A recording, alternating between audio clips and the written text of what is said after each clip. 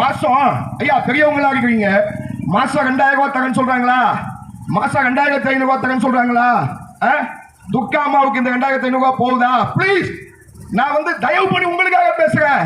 துர்கா அம்மாவுக்கு இந்த 2500 ரூபாய் தேவையா? அவங்களுக்கு தேவைப்படுதா? 2 தலைமுறையில் அவனுக்கு இந்த பணம் தேவைப்படல. ஆனா உனக்கு 3 தலைமுறைக்கு மேல அவனுக்கு ஓட்டு போட்ட, நீ இன்னும் 2000 ரூபாய் வாங்கட்டுன்னு தான் கொண்டாந்து வச்சிருக்க. 2000 ரூபாய் வாங்கட்டுல உன்னை வச்சிருக்கான். வருத்தம் வரணுமா இல்லையா? ரோஷம் வர வேண்டாம், வருத்தம் வரணுமா இல்லையா? 3 தலைமுறை 2க்கும் மாத்தி மாத்தி ஓட்டு போட்டேன்னு நான் அப்படி தானே இருக்கேன். அவங்களே எங்கேயோ போயிட்டாங்களே. அந்த 2000 ரூபாய் துர்காமாவுக்கு தேவைப்படலையே.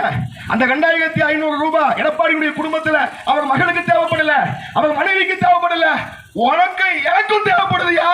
இத பண்ணலையாக நீ நானும் போட்ட ஓட்டு, நீ நானும் போட்ட ஓட்டு. அடுத்த வருஷம் 3000 தகம்பா.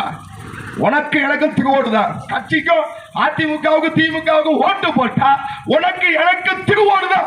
ஓட்ட மாத்தி போடுது எனக்கு வரலப்பா. மக்களுக்கு இப்ப நீங்க கேட்கலாம், நீங்க வந்துட்டீங்கன்னா அவ்வளவு பெரிய கட்சியை எதிர்த்து என்ன செய்வீங்க அப்படின்னு கேட்கலாம். இப்ப நான் கேட்கிறேன், புலி வருதுன்னு திமுக சொல்லுது. பிஜேபியை எதிர்த்து இப்ப எப்படி அவங்களால இங்க ஆட்சி செய்ய முடியுது?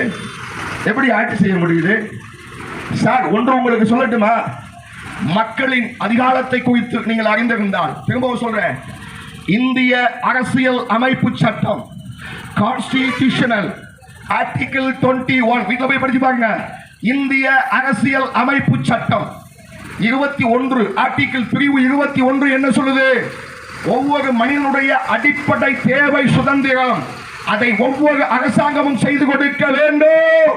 செய்து கொடுக்கலையா ரோட்ல உட்காரு எந்த அரசாங்கமா இருந்தாலும் மண்டியிட்டு ஆக வேண்டும். ஏன்?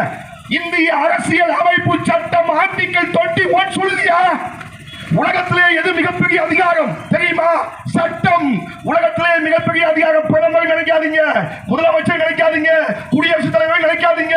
உலகத்திலேயே மிகப்பெரிய அதிகாரம் உள்ளது சட்டம் தான். அந்த சட்டத்தை நான் உங்களுக்கு சொல்றேன்.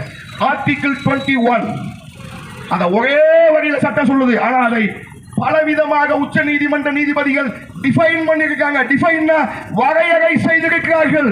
பலவிதமாக வரையறை செய்திருக்கிறார்கள். நான் சொல்றேன், தனி ஒருவனுக்கு உணவில்லை என்றால் ஜெகத்தினை அழித்திடுவோம் என்று பாரதி சொன்னானே, அதுதான் ஆர்டிகிள் 21.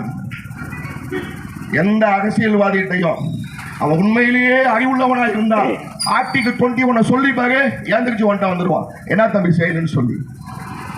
சரியா? அந்த மக்களின் அதிகாரம் என்னவென்பதை புரிந்ததால் தான் நாங்கள் சுயேட்சையாக நிற்கிறோம். எங்களால் உங்களின் தேவைகளை இந்த ஆர்டிகிள் 21 பயன்படுத்தி செய்து கொடுக்க முடியும்.